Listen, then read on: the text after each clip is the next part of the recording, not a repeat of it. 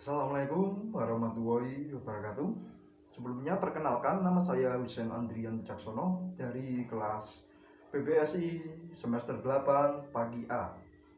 Di sini saya akan menerangkan atau memaparkan mengenai proposal yang sudah saya buat sebelumnya. Ya, izinkan saya Wika. Di sini saya akan memaparkan sedikit tentang proposal saya. Yang pertama, bab 1 pendahuluan. Di latar belakang masalah, saya mengambil kajian pragmatik. Kajian pragmatik yang saya ambil khususnya adalah tindak tutur langsung dan tak langsung. Ya, baik, akan saya terangkan sedikit apa itu tindak tutur langsung dan tak langsung. Tindak tutur langsung adalah suatu tuturan atau ungkapan makna tuturan yang sesuai arti sebenarnya atau to the point. Sedangkan tindak tutur tak langsung merupakan tindak tutur yang diungkapkan atau dituturkan tidak sesuai makna atau jauh dari makna atau bertele-tele. Di dalam tindak tutur langsung, saya mengambil teori Leach. Leach berpendapat bahwa semakin tinggi skala penafsiran, maka tuturan yang diungkapkan menjadi semakin tidak langsung. Sedangkan pada tindak tutur tak langsung, saya mengambil teori Tenen. Tenen berpendapat bahwa tindak tutur tak langsung itu akan menyesuaikan kondisi pada penutur.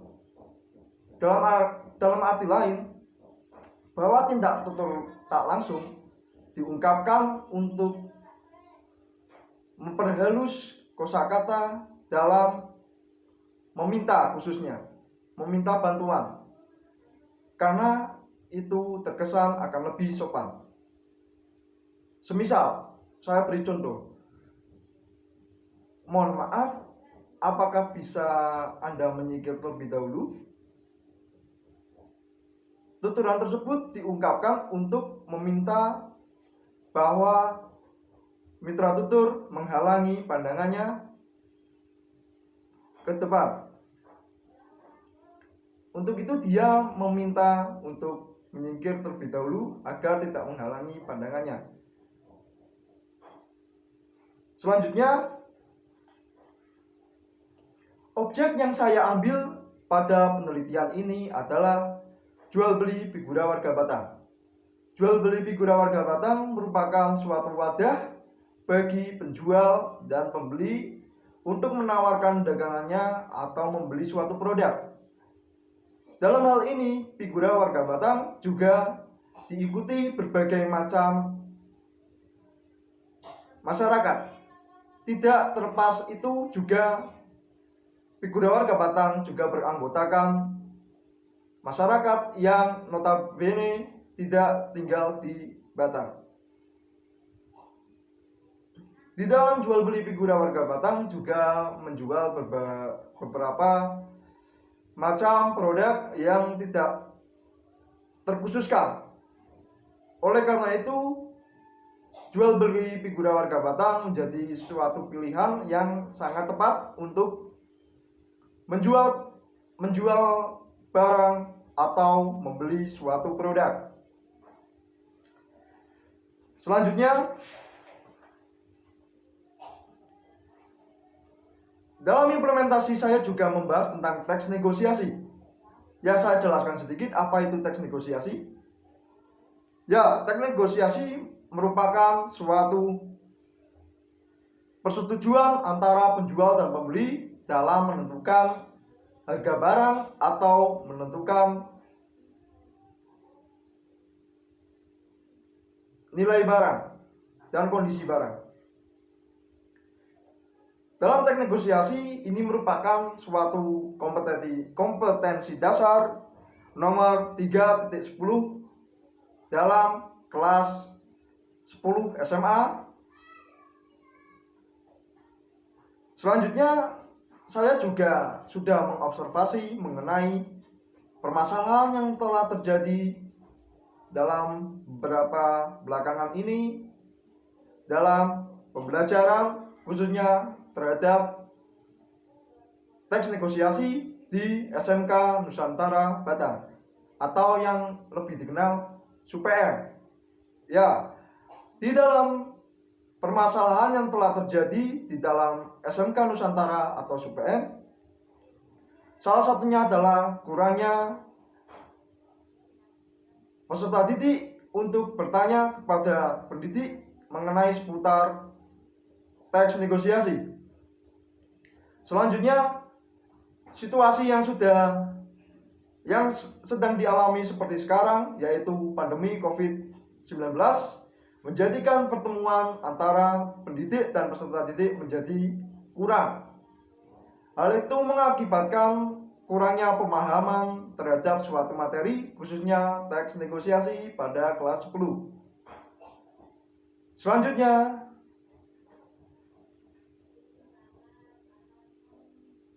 peserta didik dan guru kurang komunikasi atau pengajaran mengenai skill dalam memperoleh materi ataupun pemahaman materi dengan mengakses sesuatu di luar pembelajaran, atau kurangnya peserta didik dalam mencari tahu mengenai suatu materi yang sudah diajarkan oleh pendidik, terlebih khususnya teks negosiasi.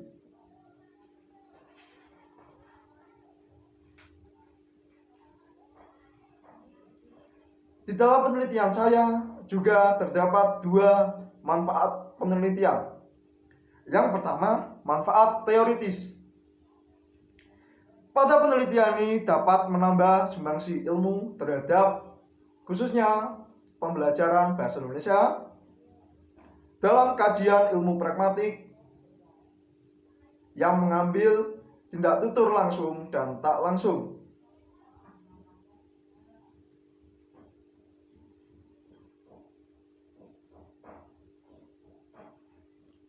Selanjutnya, manfaat praktis.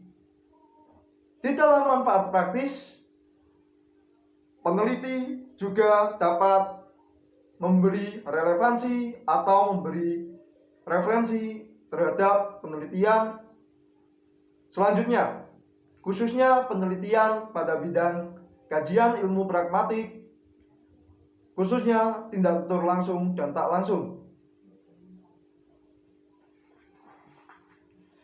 Selanjutnya, saya akan terangkan tentang bab 2, yaitu tinjauan pustaka, landasan teori, dan kerangka berpikir.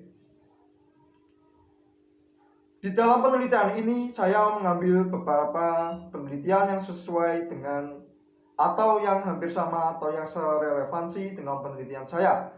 Di antara lain, pada penelitian Effendi, Rusmianto, dan Agustina pada tahun 2017, Prasetyo pada tahun 2018, Naviana pada tahun 2018, Kasana pada tahun 2018, dan Vivako pada 2019.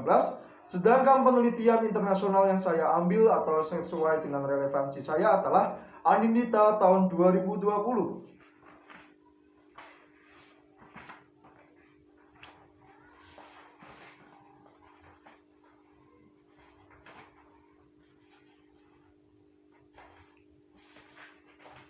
Selanjutnya akan saya terangkan mengenai bab yang selanjutnya, yaitu metode penelitian.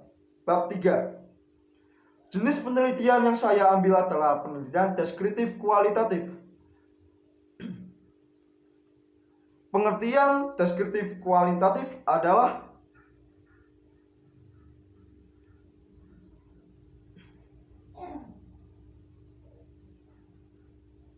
jenis penelitian yang bertujuan untuk mengumpulkan informasi secara nyata berupa data.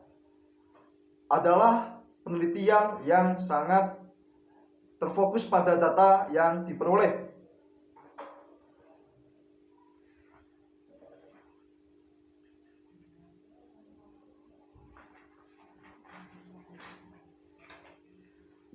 Sedangkan teknik pengumpulan data yang saya gunakan adalah teknik simak dan teknik dokumentasi. Pada teknik simak, saya menggunakan teknik simak catat, yaitu saya melihat suatu interaksi yang pada kolom komentar figura warga Batang. Setelah itu saya kumpulkan dan saya analisis. Sedangkan teknik dokumentasi yang saya gunakan adalah teknik dokumentasi screenshot, yaitu teknik dokumentasi untuk membuktikan bahwa saya mengambil sumber data pada penelitian ini adalah interaksi antara penjual dan pembeli pada figura warga Batang. Cukup sekian presentasi yang saya dapat sampaikan. Kurang lebihnya mohon maaf. Sekolah kupat, sekolah santen, menawa lepat nyuwun ngapunten. Wassalamualaikum warahmatullahi wabarakatuh.